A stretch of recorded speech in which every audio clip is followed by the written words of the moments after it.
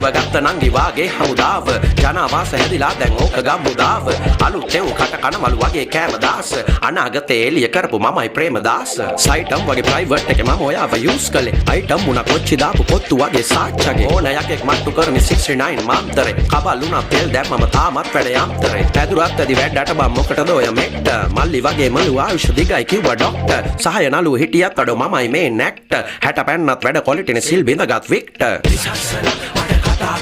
ඇගේ පලල් දොරෙන් මම ඇතුල් වුණා මල්ලි සංසලා මට කතා කළා ඇගේ පලල් දොරෙන් මම ඇතුල් වුණා මල්ලි සංසලා මට කතා කළා ඇගේ පලල් දොරෙන් මම ඇතුල් වුණා මල්ලි